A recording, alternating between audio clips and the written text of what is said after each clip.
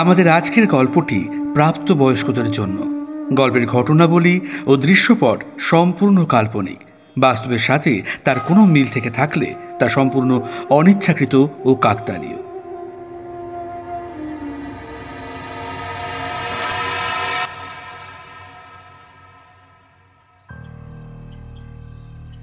আমি সায়ন সেনগুপ্ত, একটি রেডিও সংস্থার বাচিক শিল্পী।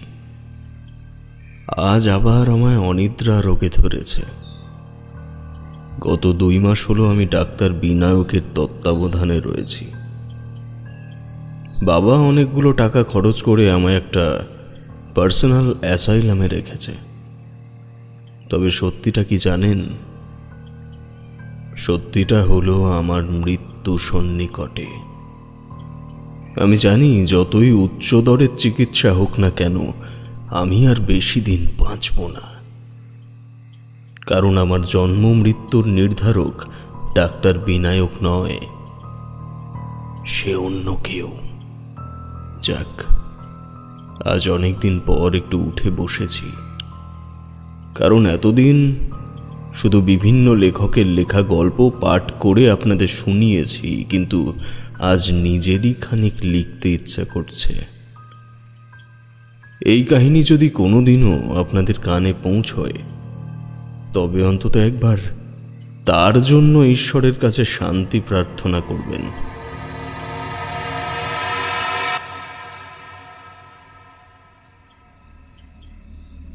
তারিখ 13 ফেব্রুয়ারি, রাত 10টা নাগাদ আমি অফিস থেকে আমার ফ্ল্যাটে ফিরলাম।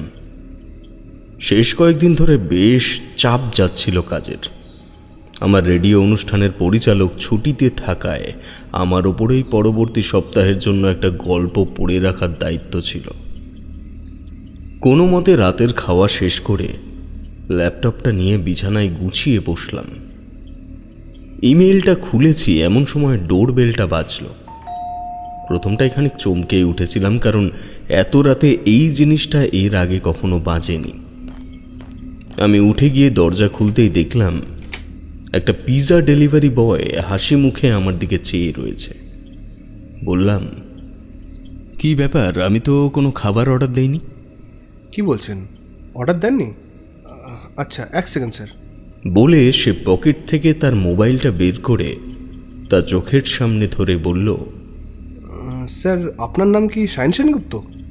এই বিরক্তিতে আমি বেশ কয়েকদিন ধরেই ভুগছিলাম। বললাম, বুঝেছি, আপনি ঠিকই বলেছেন, আমার নাম সায়ন সেনগুপ্ত, কিন্তু এটা আমার নয়। আমার ঠিক ওপরের ফ্ল্যাটে আর একজন একই নামের মানুষ আছেন, এটা তারই হবে। Good night. ঠিক আছে, thank you sir, good night. বলে সে সিঁড়ি ধরল।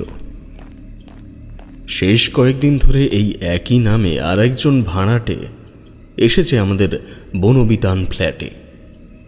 আর এখন যে ঘটনা ঘটল তা নতুন নয়। এই নিয়ে বেশ কয়েকবার এই হ্যারাসমেন্টের শিকার হলাম। আমি সিগারেট ধরিয়ে ল্যাপটপের সামনে এসে বসতেই আমার ফোনটা হঠাৎ বেজে উঠল। আননোন নাম্বার এটি। রিসিভ করতেই একটা অপরিচিত কণ্ঠস্বর পেলাম। Hello, mister Sayan? হ্যাঁ বলছি, আপনি কে? আমি সায়ন বলছি। সরি? সায়ন সেনগুপ্ত, আপনার উপরতলার ফ্ল্যাটের বাসিন্দা। বেশ কয়েকদিন ধরেই আপনাকে ফোন করবো ভেবেও করা হচ্ছে না। আপনি কি ব্যস্ত আছেন? না, বলুন, কি বলবেন? না, যদি কোনো কাজ থাকে বা ঘুমোতে যান তবে ঠিক আছে, কালকেও কথা বলা যেতে পারে। আমি কৌতূহলী হয়ে বললাম, আপনার যদি কোনো দরকার থাকে এখনই বলতে পারেন। আসলে আমি একটা গল্প পড়তে যাচ্ছিলাম, তাই আর কি। আমি কিন্তু এই কারণেই আপনাকে কলটা করেছিলাম। আসলে আমি সিকিউরিটির কাছের থেকে জানতে পারি আপনার প্রফেশন সম্বন্ধে, তাই ভাবলাম এই ব্যাপারটা আপনাকে জানালে হয়তো কাজে লাগতে পারে। কোন ব্যাপার? একটা বাস্তব কাহিনীর কথা জানানো ছিল আপনাকে। যদি আপত্তি না থাকে তাহলে আমার ঘরে চলে আসুন এবং একসাথে ডিনার করতে করতে বলি। ধন্যবাদ, আমার ডিনার হয়ে গেছে।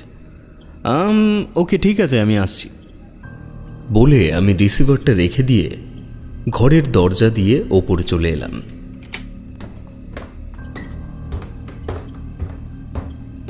উপরতলায় এই একটি মাত্র ফ্ল্যাট আছে। যেটি ভাড়া নিয়েছে ওই ভদ্রলোক, এটুকুই মাত্র জানি। শুনেছি কয়েকদিনের জন্য কোনো অফিসিয়াল কাজে এসেছেন, কাজ মিটে গেলে চলে যাবেন। সিঁড়ি ভেঙে 3 তলার বারান্দা ধরতেই টিভিতে খবর সম্প্রচারের শব্দ শুনতে পেলাম। আমি ডোরবেল বাজাতেই টিভি বন্ধ হলো এবং তৎক্ষণাৎ দরজা খুলতেই, আসুন মিস্টার সেনগুপ্ত, ভেতরে আসুন। আমি চমকে উঠলাম। উনি কি দরজার গোড়ায় দাঁড়িয়ে অপেক্ষা করছিলেন আমার জন্য? নিজেকে সংযত করে অপ্রস্তুত মুখে বললাম, থ্যাংক ইউ। ভেতরে ঢুকে সোফার এক কোণে বসলাম। ঘরে এই সোফা সেটটি ছাড়া আসবাব বলতে কেবল একটি বেড আর ড্রেসিং টেবিল।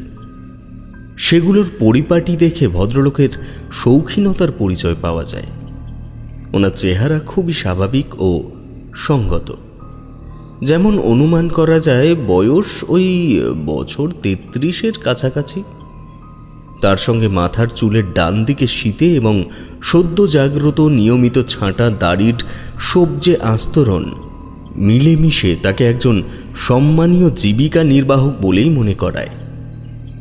উনি এক টুকরো পিজা মুখে নিয়ে চিবুতে চিবুতে আমার ঠিক সামনে সোফাটিতে বসলেন। তবে চোখে চশমা আগে দেখিনি, এখন বুক পকেট থেকে বের করে সেটি নাকের উপর বসিয়ে বললেন, আপনাকে ডেকে আনলাম একটা ঘটনা আপনাকে জানাতে। শুনলাম আপনি নাকি গল্প বলার পেশায় যুক্ত আছেন। তাই ভাবলাম এই গল্পটা যদি আপনার পছন্দ হয় তবে আপনার কোনো কাজে লেগে যেতে পারে। যদিও জানি না এভাবে বললে আপনি শুনবেন কিনা বা শুনলেও আপনার কোনো কাজ হবে কিনা। আমি উৎসুক হয়েই ছিলাম। বলা ভালো, সঙ্গে সঙ্গে মনের মধ্যে এই কথাটাই খেলে গেল যে যদি কাহিনীটা পছন্দ হয় তবে আমি ঘরে ফিরেই আমাদের অফিসের স্ক্রিপ্ট রাইটারকে ফোন করব। বললাম, বলুন না, শুনি। ভদ্রলোক একটা মৃদু হাসি হেসে বলতে শুরু করলেন, বেশ, আমি একজন শিক্ষক, যদিও এখন আর সে পেশায় আমি নেই।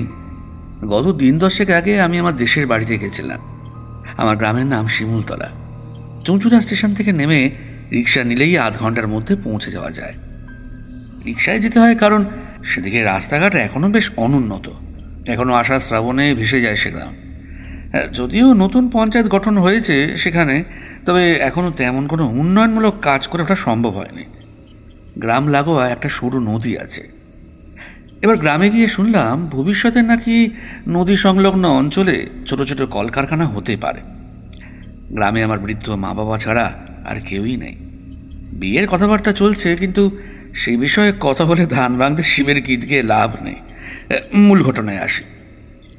শেষ কয়েক মাস ধরে আমার ছোট মামা আমার সমানে চিঠি লিখে যাচ্ছিল। চিঠির কারণ পাত্রী দেখতে যাওয়ার জন্য আমন্ত্রণ এবং সে কারণেই বাড়িতে যাওয়া। তো সেদিন পাশের গ্রামেই মামার বাড়ি থেকে সাইকেল নিয়ে বাড়িতে ফিরছি। আকাশ ভার হয়েছিল সেদিন দুপুর থেকে। রাস্তায় সম্প্রতি ইটের রাবিশ ফেলায় সাইকেল চালাতে বেশ বেগ পেতে হচ্ছিল। সময় তখন বোধহয় বিকেল 5টা কি 5:30 হবে, কিন্তু পরিবেশের প্রকৃতি দেখলে মনে হয় রাতে খাওয়া দাওয়া সেরে গ্রামের সবাই ঘুমিয়ে পড়েছে। আমাদের গ্রামে ঢোকার মুখটাতেই হরিদাস শিকদারের বড় আম বাগান পড়ে। সেই আম বাগানের মাঝের থেকেই পথে রেখা চলে গেছে লোকালয়ের দিকে। আমি ওই অঞ্চলে প্রবেশ করা মাত্রই ঝুপঝুপ করে বৃষ্টি এলো। ভাবলাম একদম বাড়ির কাছে এসে আর দাঁড়িয়ে লাভ নেই, তাই প্যাডেলে জোর দিলাম। সাইকেলটা খ্যান খ্যান আর্তনাদ করে তার যন্ত্রণা জানান দিয়ে চলেছে। এমন সময় একটা ছুটন্ত ভারী কিছুর ধাক্কায় আমি সাইকেল নিয়ে হুমড়ি খেয়ে পড়লাম পাথুরে রাস্তার উপর। হাতের তালু ও হাঁটু বেশ আঘাতপ্রাপ্ত হলো। প্রকৃতিস্থ হতেই বুঝতে পারলাম আমার সাথে যে জীবটির সংঘর্ষ হয়েছে সেও আমার ঠিক পাশেই কোথাও রয়েছে। তার ঘন নিঃশ্বাসের শব্দ আমার কানে এলো। একটা অজানা আতঙ্ক ভর করলো মনে। দাঁত চেপে উঠে দাঁড়িয়ে চোখ বিস্ফারিত করে দেখার চেষ্টা করলাম জিনিসটাকে, কিন্তু দুর্ভেদ্য অন্ধকারে প্রাণীটিকে আবিষ্কার করতে পারলাম না। আমার পর্বত সমান চাপা কৌতূহলকে আরো 10 গুণ বাড়িয়ে দিল একটি মেয়েলি কণ্ঠ। দুঃখিত, আমি দেখতে পাইনি। বলেই মেয়েটি ছুটে অন্ধকারে মিলিয়ে গেল। আমি কোনো প্রশ্ন করার অবকাশ পেলাম না। খানিকক্ষণ ঠায় দাঁড়িয়ে রইলাম, এটা ভেবে যে মেয়েটিকে হয়তো কেউ ধাওয়া করে আসছে, নইলে এই ঝড় বৃষ্টির সময় সে যাচ্ছে কোথায় এমন ছুটতে ছুটতে। বৃষ্টি তখন আরও জোরালো হয়েছে। আচমকা পড়ে গিয়ে তৈরি হওয়া ক্ষতস্থানগুলো জলের সংস্পর্শে এসে জ্বলতে শুরু করলো। সে সময় বুঝতে পারলাম আমার শুধু হাঁটু হাতের তালু নয়, আরও অনেক জায়গায় লেগেছে। সাইকেলটা তুলে নিয়ে মেয়েটির কথা চিন্তা করতে করতে ফিরলাম বাড়িতে। মায়ের হাতের মোক্ষম টোটকায় ক্ষতস্থানগুলো শান্ত হলো ঠিকই, কিন্তু যন্ত্রণার বারবারন্ত কমল না। যদিও সে কারণে ওই রাতে অনিদ্রায় ভোগিনি, অনিদ্রা এসেছিল মেয়েটির চিন্তা নিয়ে। হ্যাঁ, আপনি বলুন, এমন একটা ব্যাপার কি দুম করে মাথার থেকে বেরিয়ে যেতে পারে?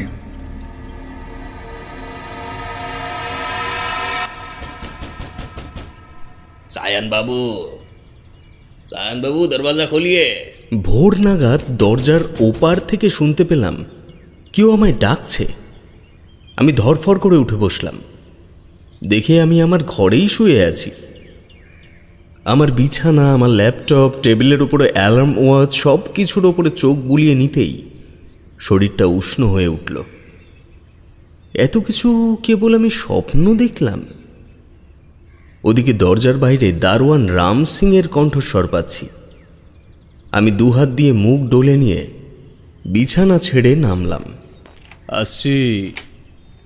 দরজা খুলতেই রাম সিং বলল, সায়নবাবু, আপনার একটু চিঠি এসেছে, এনেন।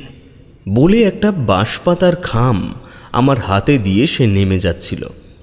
আমি বাধা দিয়ে প্রশ্ন করলাম, ওপরের তলায় আমার নামেরই একজন ভাড়াটে এসছে না? জি বাবু। ওনার বয়স কেমন হবে? বুড়া আদমি আছে স্যার, মনে করুন তাও 50-60 তো হবেই। মনটা একটা চাপা সংশয়ে পরিপূর্ণ হয়ে গেল। অন্যমনস্কভাবেই দরজা বন্ধ করে আবার বিছানায় এসে বসলাম। আমার স্বপ্ন প্রচারিত সায়ন সেনগুপ্ত তাহলে কে? কেনই বা আমি এমন স্বপ্ন দেখলাম? গল্প নিয়ে ভাবতে ভাবতে ঘুমিয়ে গিয়েছিলাম বলে কি? কখনই বা ঘুমোলাম? আমার তো স্পষ্ট মনে আছে আমি রাতে ওপরের তলায় গেছি ভদ্রলোকের ঘরে। ঠিক করলাম একবার ওপরে গিয়ে আমার প্রতিবেশীর ঘরটা দেখে আসবো কোনো অছিলায়। খামটা খুলতেই মনের সব দুশ্চিন্তা কোনো জাদু বলে ভ্যানিশ হয়ে গেল। যেটা এসেছে তা একটি অ্যাপয়েন্টমেন্ট লেটার। একটি আন্তর্জাতিক সুখ্যাতি সম্পন্ন কোম্পানিতে আমি অনিচ্ছুক হয়েও ইন্টারভিউ দিয়েছিলাম। অনিচ্ছার কারণ একটাই, আমি আমার প্যাশন নিয়ে ভালো থাকতে চেয়েছি বরাবর। তবুও এই ইন্টারভিউতে বসার কারণ আমার বছর 5 পরম প্রিয় ও রহস্যময় এক সম্পর্ক, যে সম্পর্কের নাম সুপর্ণা ঘোষ। এই সংবাদটা জানার অধিকার সবার আগে তারই আছে, এই ভেবে ফোনটা হাতে নিলাম। তার আগে বলে রাখি, রহস্যময় সম্পর্ক বলার কারণটা আসলে কি। সেটা এর জন্যেই যে এতদিনের সম্পর্কে আমি তাকে চোখের দেখা এখনো দেখিনি। তার ফোনটাও সেকেলে, অর্থাৎ স্মার্টফোন সে ব্যবহার করে না, যাতে তার পড়াশোনার ক্ষতি না হয়। যদিও এটাতে আপনাদের নানান মত থাকতে পারে, তবে আমার কাছে তার সিদ্ধান্ত যুক্তিযুক্ত লেগেছিল।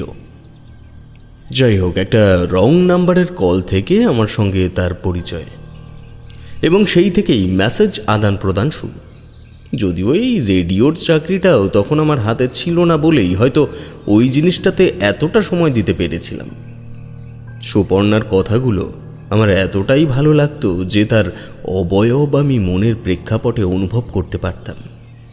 আমার বর্তমান প্রফেশনের ব্যাপারে সে প্রচণ্ড এক্সাইটেড ছিল ঠিকই, কিন্তু তার সেকেলে মানসিকতার উচ্চবিত্ত বাবা এমন ছেলের হাতে মেয়ে মরে গেলেও দেবেন না, সে কথা ঘোষণা করে দেন। আর সেই কারণেই এই অনিচ্ছাকৃত ইন্টারভিউ। সুপর্ণাকে কলে পাওয়া গেল না। 2-3 চেষ্টা করে একটা মেসেজ ছেড়ে দিলাম। যদিও শেষবার সে কল করে বলেছিল, আমায় সরাসরি কল করো না কিছুদিন, বাড়িতে বিয়ে টিয়ে নিয়ে একটু ঝামেলা চলছে, মেসেজ দিয়ে রেখো, আমি সময় মতো রিপ্লাই করব। অগত্যা আমি একটা SMS ছেড়ে দিয়ে খুশি মনে কয়েকটা বন্ধুকে ও বাড়িতে জানিয়ে ফ্রেশ হয়ে নিলাম। আমার জয়েনিং ডেট পড়েছিল লেটার রিসিভের 13 দিন পরে। মনে মনে ঠিক করলাম বর্তমান কর্মক্ষেত্র থেকে বিদায় নেওয়ার আগে একটা জম্পেশ গল্পের শো করে দিয়ে যাব। একই সাথে একটা ফন্দি মাথায় এলো, এই অছিলায় মিষ্টি নিয়ে ওপরের তলায় যাওয়া যেতে পারে। আমি তাই করলাম এবং ওপরের তলার নতুন ভাড়াটের বর্ণনা সকালে লাল সিংয়ের দেওয়া বর্ণনার সঙ্গে হুবহু মিলে গেল। আবার গত রাতে স্বপ্নটা মাথায় চেপে বসল। অফিসে এসে প্রথমে HR-কে আমার চাকরির ব্যাপারটা জানালাম। উনি খুশি হলেন ঠিকই, তবে এও বললেন, আরেকবার ভেবে দেখতে পারো সায়ন, আমি বসের সাথে কথা বলে তোমার ইনক্রিমেন্টের ব্যাপারটা দেখতে পারি। কিন্তু না না স্যার, আমার এই চাকরিতে পদোন্নতি দেখিয়ে কোনো লাভ হবে না। তবে আমি যদি পারি অবশ্যই পার্ট টাইমার হিসেবে যুক্ত থাকব। বেশ, তবে আগামী স্যাটারডে রাত্রে বোধহয় তোমার লাস্ট শো। স্ক্রিপ্ট পেয়েছো তেমন কিছু? না স্যার, আসলে কাল রাতে পড়া হয়নি আমার। আমি আজকের মধ্যে সব রেডি করে ফেলবো। Hope for the best. দেখো, শ্বাসমূল কিন্তু নেই, সেভাবেই সবটা সামলিও। আফটার অল এটা তোমার ফেয়ারওয়েল শো। একদম স্যার। সেদিন আমার দুপুর 2টোয় একটা ক্লাসিক শো ছিল, তা করে আমি বাড়ি ফিরে এলাম। খাওয়া দাওয়া সেরে বিছানায় বসে ল্যাপটপটা নিয়ে একের পর এক গল্প পড়তে শুরু করলাম। খাওয়ার পর এই সময়টা সাধারণত বাড়ি থাকা হয় না। ভরা পেটে ক্লান্ত শরীরে এমনি চোখটা ভারী হয়ে আসে, তার উপর সেদিন আমি বাড়িতে। আমার অবসাদকে আরও বেশি প্রশ্রয় দিল জঘন্য গল্পগুলো। না সত্যি, আজকালকার লেখকদের মধ্যে সেই জমে থাকার ব্যাপারটা নেই। শেষ সপ্তাহে বিভূতিবাবুর অভিষুপ্ত পাঠ করে অবশেষে শুনিয়েছিলাম। এবারও বোধহয় তেমন কিছুর ওপর থেকেই শেষ করতে হবে। এইসব ভাবছি, এমন সময় একটা কথা মাথায় আসতেই পঞ্চ ইন্দ্রিয় সজাগ হয়ে উঠল। ভাবলাম একটা দারুণ গল্প তো আমার কাছেই আছে, যেটি স্বপ্নে আমি শুনেছিলাম সায়নবাবুর মুখে। আমি যেটুকু শুনেছিলাম তারপর থেকে কিছুটা অংশ যদি আমার মন থেকে লিখে ফেলি, তবেই তো অসাধারণ একটা কাহিনী তৈরি হতে পারে। আমি লাফ মেরে উঠে ওয়ার্ডপ্যাডটা খুলে বসে পড়লাম। মানুষ গল্প লিখতে বসলে দুটি জিনিস ভীষণভাবে ভর করে থাকে।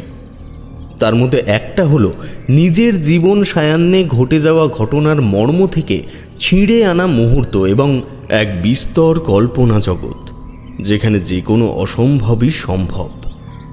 আমার ক্ষেত্রেও তাই হলো। আমি স্বপ্নচারিত সায়নবাবুর বলে যাওয়া গল্পের শেষের থেকেই শুরু করলাম আমার গল্প। ঠিক করে নিলাম এবার রহস্যের মধ্যে খানিক প্রেম ও ভয় ঢোকাবো। আমার গল্পের সূচনা হলো খানিক এমনভাবে।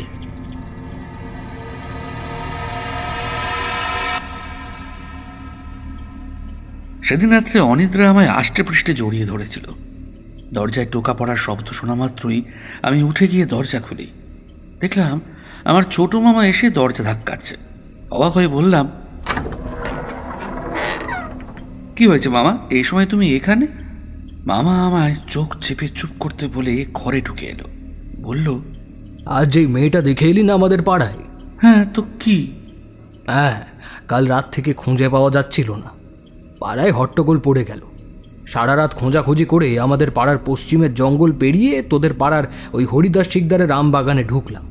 কম লোক নাকি, প্রায় 50 জন তন্ন তন্ন করে খোঁজ করতে লাগলাম চারিদিকে। অবশেষে অনদর পাড়ায় দিনু প্রথমে দেখতে পায় মেয়েটাকে। আমি অবাক হলাম। ভাবলাম, তাহলে অন্ধকারে যে মেয়েটার সাথে আমার সংঘর্ষ হয়েছে সে কি এই মেয়েটাই? বললাম, মেয়েটা কোথায় ছিল? ছোট মামা বলল, একটা বেটে আম গাছের মগডাল থেকে তাকে ঝুলন্ত অবস্থায় আবিষ্কার করেছি আমরা। ওখানে এখন পুলিশ এসেছে। আমি আর থাকতে পারলাম না বুঝলি, তাই তোকে খবরটা দিতে চলে এলাম। আমার মনে হয় মেয়েটার কোনো সম্পর্ক ছিল। তার বাড়ির লোক তাকে জোর করে বিয়ে দেওয়ার চেষ্টা করেছে, নাহলে এসব করে নাকি? এখন তো সেটাই মনে হচ্ছে বলে আমি চুপ করে রইলাম। মনে মনে একটা অপরাধবোধ সাড়া দিল আমার। তবে আমি কি কোনোভাবে মেয়েটিকে বাঁচাতে পারতাম? ছোট মামাকে আমি কিছু বললাম না। আমার সাথে ঘটে যাওয়া ঘটনার ব্যাপারে। মামা খানিক বাদে বেরিয়ে গেল। দিনের আলো ফুটতেই দেখলাম আমাদের পাড়ার ছেলে পুলে বুড়ো সব ছুটছে জঙ্গলের পথে। আমিও আপনাদের প্রতিবেশী রমেন আচার্যর সঙ্গী হলাম। ভদ্রলোক এমনিই তাবিজ কবজে ঢাকা ঘোর আস্তিক লোক।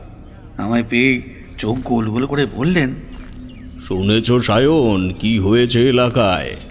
আমি কিছুই না জানার ভঙ্গিতে বললাম, তাই তো শুনছি সবার মুখে, এমন ঘটনা আমাদের এখানে আগে কখনো হয়নি। আরে পাশের গ্রামের মুদি ব্যবসায়ী জয়লালের মেয়ে এটি, আমাদের পাড়ার কেউ নয়। সকাল থেকে 3 বার গেছি আমি ওখানে, শুনেছি মেয়েটিকে নাকি জোর করে বিয়ে দিয়ে দিতে চেয়েছিল ওরা। তাই নাকি? প্রশ্নটা করেও ভাবলাম, আমি যদি এখন নাও বলি এই ঘটনা জানাজানি হবেও, এখন হয়তো হয়েও গেছে। নিচু গলায় বললাম, রমেনবাবু, কাল আমি এই মেয়েকেই দেখতে গেছিলাম এবং সেখানেই প্রায় পাকা কথা পর্যন্ত পৌঁছে গেছিল। মেয়েটি তো এখানে থাকে না, কদিন হলো বাড়িতে এসেছিল। সে তার মামার বাড়িতে থেকে পড়াশোনা করত। বলো কি হে, তোমার সঙ্গে বিয়ের কথা হচ্ছিল? তার মানে তো তোমার জন্যেই এই অবস্থা। আমার জন্য বলতে? না মানে যদি তুমি না জানতে তবে হয়তো পাকা কথাও হতো না, আর এই দিনটাও আসতো না। কথাটা অযৌক্তিক হলেও মনে একটা দাগ কাটলো আমার। পরিস্থিতি সামাল দেওয়ার জন্য বললাম, তাই সেখানে আমি না হয়ে অন্য কেউ হলেও তো মেয়েটি মরতো। যাই হোক, আমি এখন আসছি। ভদ্রলোক বললেন, তাও ঠিক, তবে আপনি এগিয়ে যান, আমি আসছি বলে বাড়িতে ফিরে এলাম। শরীরটা কেমন অসুস্থ লাগছিল আমার। বারবার কানে বাজতে লাগলো রমেনবাবুর কথাটা। বলো কি হে, তোমার সঙ্গে বিয়ের কথা হচ্ছিল? তার মানে তো তোমার জন্যেই এই অবস্থা। রাগ হলো মেয়েটার উপর। সে নিজেও গেল আর আমায় দিয়ে গেল বদনাম। টানা 2 দিন বেরোলাম না বাড়ির থেকে। মা বুঝতে পেরে বলল, ওরে, তুই কেন এমনভাবে রয়েছিস? তারা তাদের ব্যাপারটা নিয়ে বুঝুক না। এরকম বারংবার সান্ত্বনা আসতে লাগলো আমার কাছে। কখনো ছোট মামা এসেও বুঝিয়ে গেল, কিন্তু আমার মনের মধ্যে একটা ভাববোধ সেই যে রমেনবাবু ঢুকিয়ে দিলেন, তারপর থেকেই কোনো মতে আর নিজেকে বুদ্ধি দিয়ে পারলেও মন থেকে ক্ষমা করতে পারছিলাম না। একদিন রাত্রে ঘটল সেই ঘটনা। তখন সময় ওই 3টে কি 3:30 হবে। আমি এক দৃষ্টিতে আমাদের টালির চালের দিকে চেয়েছিলাম। এমন সময় লক্ষ্য করলাম বছরের পর বছর সুসজ্জিত টালির বুনন ঠিক আমার দৃষ্টি রাখা বরাবর ঈষৎ ফাঁক হলো, এবং সেই কয়েক ইঞ্চির ফাঁকের থেকে ঝলসে উঠল একজোড়া সবচেয়ে জলজলে চোখ। নিজের অবচেতনায় আমি বোধহয় এমন কোনো অলৌকিক মুহূর্তেরই অপেক্ষা করছিলাম। শরীরের ওপর হঠাৎ যেন সমস্ত নিয়ন্ত্রণ হারিয়েছি। গ্রাম অঞ্চলের বাড়ির ছাদ অপেক্ষাকৃত নিচু হয়। আমি শক্ত হয়ে বিছানার উপরে উঠে দাঁড়ালাম। 2 পায়ের আঙুলের উপরে চাপ দিয়ে নিজেকে যতটা সম্ভব সেই আলোক বিন্দু দুটির দিকে এগিয়ে নিয়ে যেতেই একটা চাপা গোঙানির শব্দ ভেসে এলো যেন। তারপর ফ্যাস ফ্যাসে গলায় কেউ বলল, আমি পার্বতী। খুব যে ভয় পেয়েছি বা আতঙ্কিত হয়েছি সে কথা বলা ভুল হবে। মস্তিষ্কে একটা প্রশ্ন এতদিন ধরে ঘুরপাক খাচ্ছিল আমার। চোখের সামনে জ্বলতে থাকা চোখ দুটোর দিকে চেয়ে প্রশ্ন করলাম, তুমি আত্মহত্যা করতে গেলে কেন? হঠাৎ সবুজ আলো দুটি এক মুহূর্তের জন্য বন্ধ হয়ে আবার চলে উঠল, এবং সেই সময়টুকুর মধ্যেই ঘটে গেল একটা ঘটনা। উপরের আলোক বিন্দুগুলি যে 2টি চোখ, তা সেই ঘটনায় প্রমাণিত হলো নির্ভুলভাবে। ওই মুহূর্তের আলোক স্খালনে আমার মুখের ওপরের জ্বলন্ত চোখ দুটির থেকেই 2 ফোঁটা তরল এসে পড়ল আমার চোখে। পরক্ষণেই আমি সমস্ত শক্তি হারিয়ে বিছানায় পড়লাম। পরদিন সকাল কখন হলো, কিভাবে হলো আমি বলতে পারবো না। মা বাবা দেখি ডাক্তার নিয়ে চলে এসছে, এমনি খারাপ অবস্থা আমার। আমি কিন্তু জ্ঞান ফিরে পেয়ে নিজেকে বিন্দুমাত্র অসুস্থ পেলাম না। বললাম, এ কি, তোমরা ডাক্তার নিয়ে এসেছো কেন? পরক্ষণেই উপরের টালির দিকে চেয়ে দেখে নিলাম আমি। জায়গাটা সম্পূর্ণ স্বাভাবিক, কোনো রকম শ্রেণীচ্যুতি নেই। মা কাঁপা গলায় বলল, তোকে কতক্ষণ ধরে ডাকছি জানিস? তোর তো কোনো হুঁশই নেই বাবা। এখন দুপুর হয়ে গেছে, তুই তো এত বেলা পর্যন্ত শুয়ে থাকিস না। ডাক্তার আমায় তার হাত ঘড়ি তুলে সময় দেখালো। দেখলাম মা ভুল বলেনি, সময় এখন দুপুর 2:05। ফ্যাল করে চেয়ে রয়েছি দেখে বাবা বলল, যাক, এখন সুস্থ বোধ করছিস তো এমনি? আমি মাথা নেড়ে হ্যাঁ বোঝাতেই ডাক্তার উঠল। বাবা ওনাকে নিয়ে ঘর থেকে বেরিয়ে যেতেই মা বলল, রাতে রাতে না জেগে একটু ঘুমো না বাবা, দরকার হয় তুই কলকাতায় ফিরে যা, এখানে থাকলে তোর দুশ্চিন্তা কাটবে না। মায়ের কথাটা তখনই শুনলেই ভালো করতাম।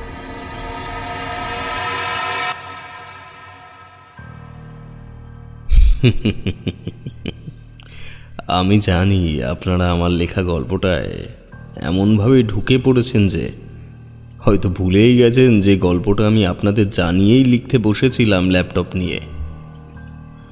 কি বলেন, গল্পটা ভালো চলছিল তো? যাই হোক, এটুকু লিখে আমি একটু উঠলাম। নিজের ওপরে নিজেরই গর্ব হলো। সত্যি অবাঞ্ছিত দেখা কোনো এক স্বপ্ন থেকে যে এমন গল্প তৈরি হতে পারে তা কে জানত। প্লট ভাবতে ভাবতে ওয়াশরুম থেকে ঘুরে এসে স্বভাবতই ফোনটা একবার চেক করলাম। অফিসের হোয়াটসঅ্যাপ গ্রুপের 2টি মেসেজ আর কয়েকটা ফেসবুকের নোটিফিকেশনের মধ্যে একটা টেক্সট মেসেজের আইকন ভেসে উঠেছিল, কিন্তু স্ক্রল ডাউন করে হতাশ হলাম। সেটি সুপর্ণার রিপ্লাই নয় দেখে। ল্যাপটপের স্ক্রিনের ওপরে আমার সদ্যজাত অসম্পূর্ণ আবিষ্কারটির দিকে একবার চোখ বুলিয়ে একটা সিগারেট নিয়ে বাইরে এলাম। সন্ধ্যা তখন ধীরে ধীরে অন্ধকার ছড়াতে শুরু করেছে। আমার সিগারেটের ধোঁয়ার কুণ্ডলি 2টি পাঁক খেয়ে সেই কালোর মধ্যে গা ভাসিয়ে দিচ্ছে। নিজেকে খানিকক্ষণ সত্যজিৎ বাবু ভেবে নিয়ে কি তৃপ্তি যে পেলাম তা বলার অবকাশ নেই। ব্যালকনির রেলিংয়ের কাঠে নিঃশেষিত সিগারেটটির শেষ অংশ পিষছি, এমন সময় মাথার ঠিক মাঝখানে এক ফোঁটা জল পড়ল। ওপরে তাকিয়ে দেখলাম কার্নিস থেকে জল পড়ার মতো কোনো জিনিসের অস্তিত্ব নেই। না বিগত দিন দুয়েকের মধ্যে কোনো বৃষ্টি হয়েছে। জানি না কেন মনটা একটু খচখচ করে উঠল। ওপরের তলার প্রতিবেশী কি আমার কার্নিশের ওপরে জল জাতীয় কিছু ফেলল? না, তাও বা কি করে হয়? এমন সময় ফোনটা বেজে উঠল। ঘরে ফিরে এসে দেখি HR কল করেছেন। রিসিভ করতেই বলল, তারপর ফেয়ারওয়েল শোয়ের প্রস্তুতি কেমন চলছে? স্যার, একটা বিশেষ আকর্ষণ রাখতে চাইছি এই শোটাতে। আমি নিজেই গল্প লিখছি। এক্সেলেন্ট, অপেক্ষায় আছি সায়ন, বেস্ট উইশ রইল। Thank you sir. ছাড়ছি তবে। ফোন রেখে আমি আবার মন দিলাম লেখার দিকে। মনে এখন একটাই চিন্তা ঘোরাফেরা করছে, সেটা হলো কিভাবে গল্পটির একটি ভয়ঙ্কর সমাপ্তি ঘটানো যায়। এরূপ চিন্তাভাবনা করতে করতে চলল আমার আঙুলগুলো। মা বেশ কয়েকবার কলকাতায় চলে আসতে বলেছিল, কিন্তু আমার মনে তখন কৌতূহলের ঝড় উঠেছে। কাল রাতে দেখা সেই চোখ দুটো যেন আমার মস্তিষ্কের উপরে সম্পূর্ণ কবজা করে নিয়েছে। আমি চাতকের মতো অপেক্ষা করতে শুরু করেছি, কখন আবার রাত হবে। আজ সে এলে আমার প্রশ্নটা আবার করব। তার সাথে যে অন্যায় হয়েছে সে অন্যায়ের প্রতিবাদ আমি করব। তবেই হয়তো আমার অপরাধ বোধ কাটবে। দুপুরে স্নানের পর আয়নার সামনে দাঁড়িয়ে নিজের চেহারা দেখে বেজায় হতাশ হলাম। কেমন যেন মুখের উজ্জ্বলতা হারিয়ে গেছে বলে মনে হলো। শেষ কয়েকদিন ঠিকঠাক ঘুমাইনি বলে কি একটা অদ্ভুত খেয়াল এলো মনে। ভাবলাম, নিজের শরীরের পরিচর্যা সঠিকভাবে না করলে কেউ কি আমায় পছন্দ করবে আদৌ? এই প্রকার খেয়াল আমার জীবনে এর আগে কোনোদিনই আসেনি, কিন্তু কেন আসেনি সেটা মুশকিল বলা আমার পক্ষে।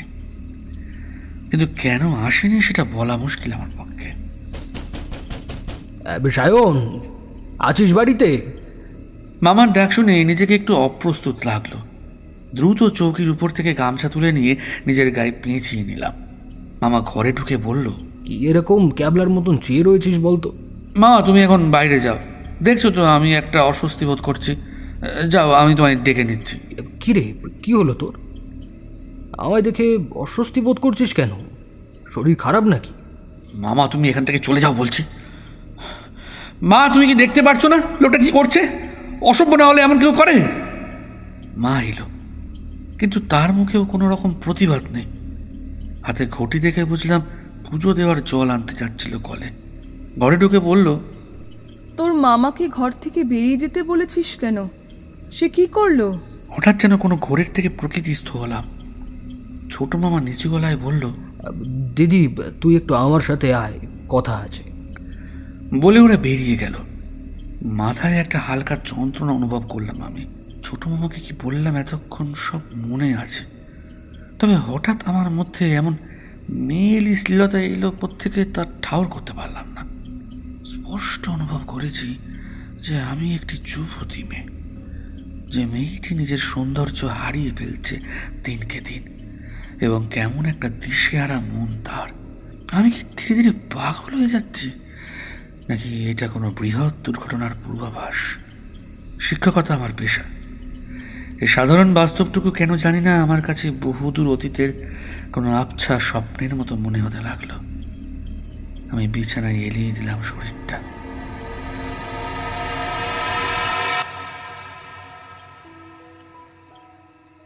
এটুকু লিখে আমি একটু উঠলাম।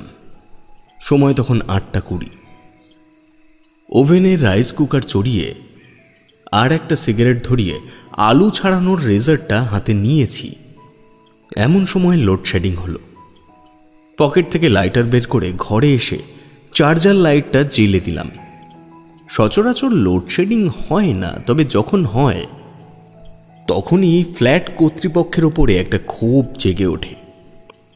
জেনারেটর খারাপ হয়ে রয়েছে তা শুনেছি প্রায় 6 মাস ধরে, কিন্তু তাতে তাদের কোনো হেলদোলই দেখি না। ল্যাপটপ স্ক্রিন স্লিপ মুডে চলে গিয়েছিল, সেটি আনলক করে দেখলাম ব্যাটারির ঘরটা লাল হয়ে ব্লিঙ্ক করছে। মনটা বিষাদ হয়ে গেল আমার। প্রবল প্রত্যাশা নিয়ে রাতে খাওয়া দাওয়া সারলাম, কিন্তু তবুও কারেন্ট এলো না। ততক্ষণে ল্যাপটপটা সম্পূর্ণভাবে ঘুমিয়েছে। মোবাইলে লেখার অভ্যেস নেই, তাও কয়েকবার চেষ্টা করার পর হতাশ হয়ে আমারই একটা পুরনো এপিসোডের ক্লিপ চালিয়ে দিয়ে ডান হাত ভাঁজ করে কপালের ওপর রেখে চোখ বুজলাম। সেদিন আরও একটা ব্যাপার বেশ বুঝতে পেরেছিলাম। মানুষ কোনো জিনিসকে যদি মন থেকে চায়, তবে সে বস্তুর প্রতি নির্দিষ্ট মানুষটির পঞ্চেন্দ্রিয় স্বাভাবিকের থেকে কয়েকগুণ বেশি সতর্ক হয়ে ওঠে। এই কারণেই বোধহয় মাঝরাতে কারেন্ট আসতেই আমার ঘুম ভেঙে গেল। সঙ্গে সঙ্গে উঠে বসে পড়লাম। ল্যাপটপটা চার্জিং কেবিলের সঙ্গে জুড়ে দিয়ে সেটিকে জীবন্ত করলাম।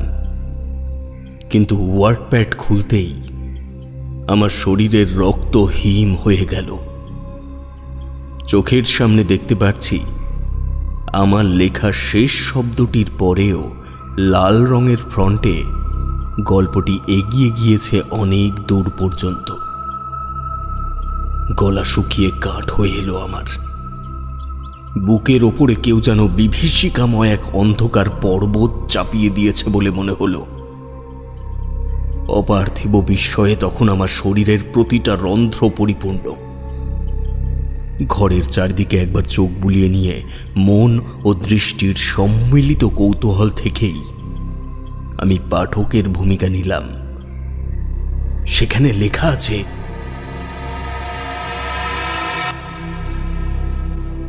শরীরটা বিছানায় এলিয়ে দিতেই কখন চোখের পাতায় ঘুম জুড়েছিল জানি না।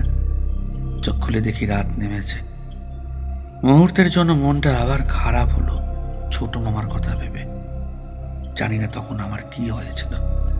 চাকরির সুবাদে একটা ফোন কিনেছিলাম, তবে তার জড় বস্তুর মতো পকেটের এক কোণে বা বালিশের পাশে পড়েই থাকতো। হঠাৎ ঘরটা আবছাভাবে আলোকিত হলো। দেখলাম ফোনের স্ক্রিনটি জ্বলে উঠেছে। হাতে নিয়ে দেখলাম একটা মেসেজ এসেছে আননোন নাম্বার থেকে। আমার গ্রামের বাড়িতে বিজলির খুব উৎপাত বলে মোবাইলটা তেমন ব্যবহার করি না। কলকাতা গেলে এটার প্রয়োজনীয়তা বাড়ে। মেসেজে লেখা আছে? সুপর্ণা, তোমার কথায় আমি ইন্টারভিউটা দিয়ে এসেছি। যা বুঝলাম চাকরিটা হয়তো হয়ে যাবে। আশা করি তারপর তোমার বাড়িতে জানাতে কোনো আপত্তি থাকবে না। এই অংশটুকু পড়েই আমি চমকে উঠলাম। এ তো আমার লেখা মেসেজ।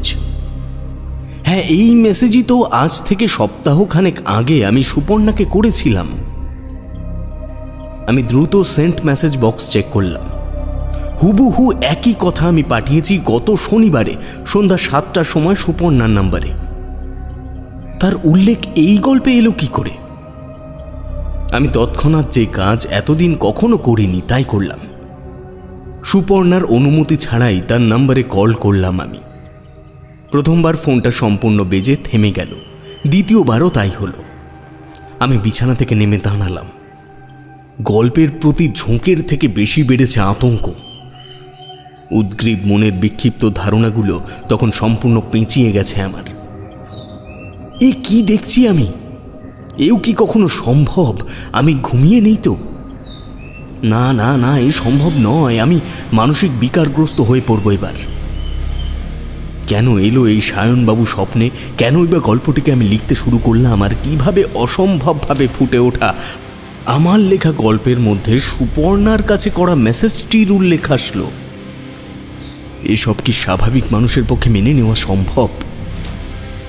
সায়ন সেনগুপ্তের বাড়ির ঠিকানা বলেছিল শিমুলতলা নামের একটি গ্রাম।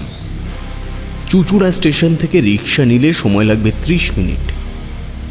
আমার মন একদণ্ড দেরি করল না এই ধারণাকে বদ্ধমূল করতে, যে স্বপ্ন হোক বা বাস্তব, অথবা হোক কোনো অলৌকিক বিভীষিকা, যেভাবেই হোক না কেন আমি সায়ন সেনগুপ্ত কোনোভাবে জড়িয়ে পড়েছি এই অলৌকিকতার সাথে। আমি প্রথম ট্রেনেই কাল চুচুড়ার উদ্দেশ্যে বেরিয়ে পড়ব। শিমুলতলা পৌঁছালাম পরদিন বেলা 11টায়। গ্রামে ঢোকার মুখেই একটা চায়ের দোকান দেখে সেখানে রিক্সা দিয়ে নেমে পড়লাম। একজন বয়স্ক লোক সেখানে বসে চা খাচ্ছিলেন। আমি তাকে প্রশ্ন করলাম, নমস্কার দাদা, বলছি এখানে সায়ন সেনগুপ্ত নামে কেউ থাকে কি? ভদ্রলোক আমার দিকে ভ্রুকুটি করে তাকিয়ে বললেন, তুমি কে হও তার? না, তেমন কেউ নয়, তবে একবার দেখা হয়েছিল ওনার সাথে আমার। এদিকে একটা কাজে এসেছিলাম, তাই ভাবলাম। ও, বসো এখানে। আমি ওনার পাশে বেঞ্চিতে বসলাম। উনি বললেন, সায়ন এই 3 দিন হলো মারা গেছে। নিজের ঘরে গলায় দড়ি দিয়ে আত্মহত্যা করেছে সে। ছেলেটার মাথা খারাপ হয়ে গেছিল শুনেছি। বাকিটা ওর এক মামা আছে, সে বলতে পারবে। তুমি এক কাজ করো, ময়নাগাছি চলে যাও, ওই আমাদের পাশের গ্রামটা।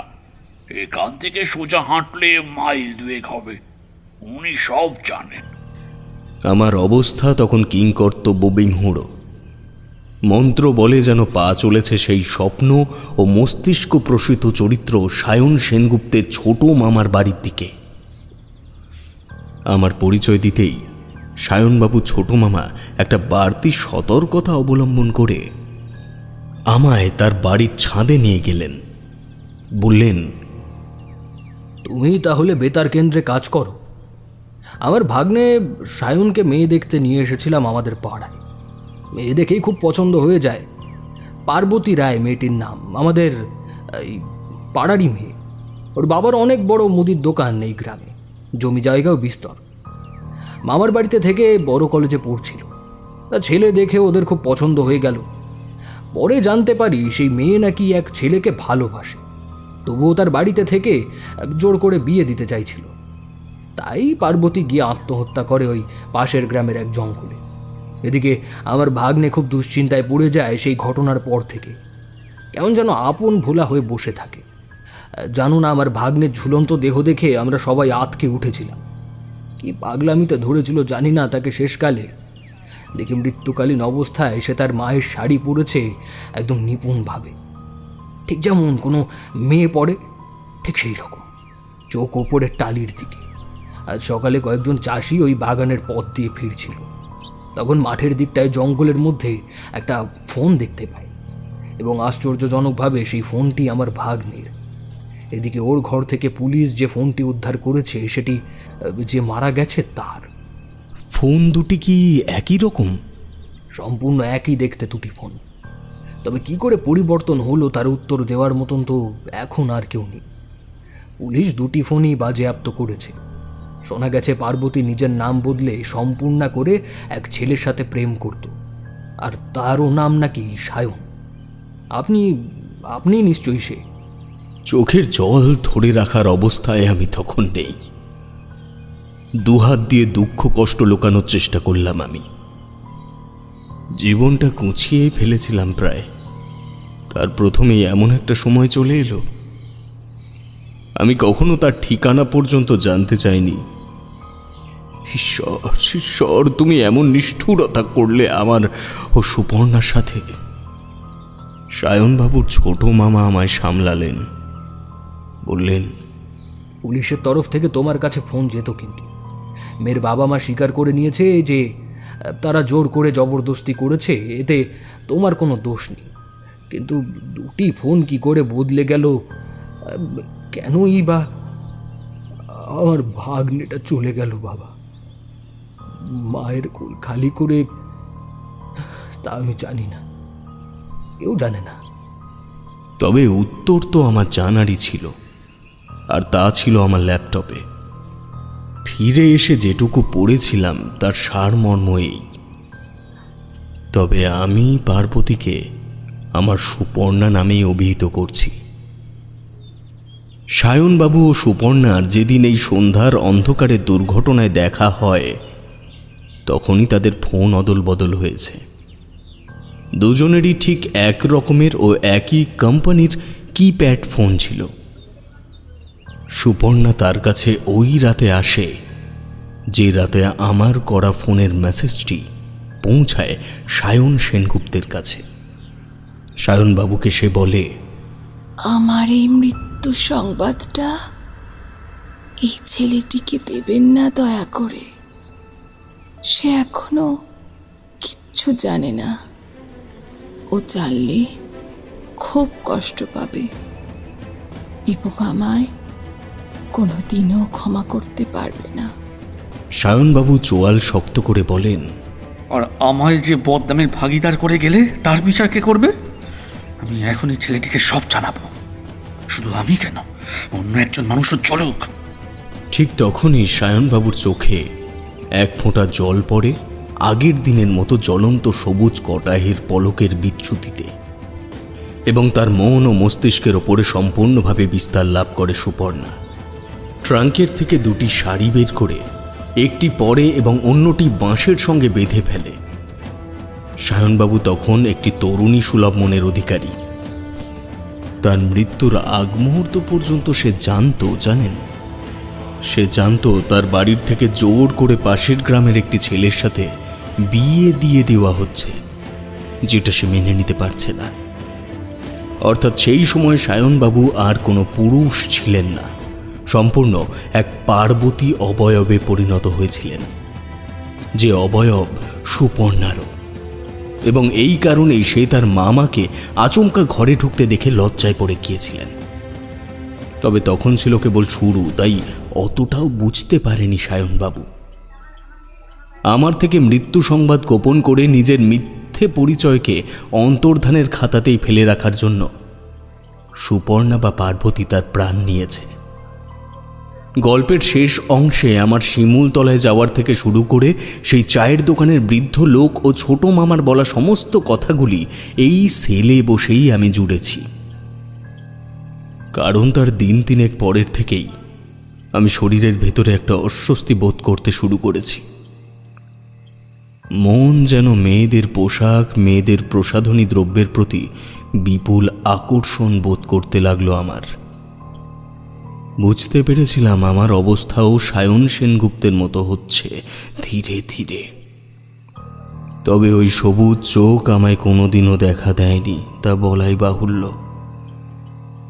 তবে আমি বোধ করি আমায় এখান থেকে বের করে নিশ্চয়ই কোনো ছেলের সাথে বিয়ে দিয়ে দেওয়া হবে। আমার ভালোবাসার কথা কেউ বুঝবে না। ইতি সুপর্ণা ঘোষ।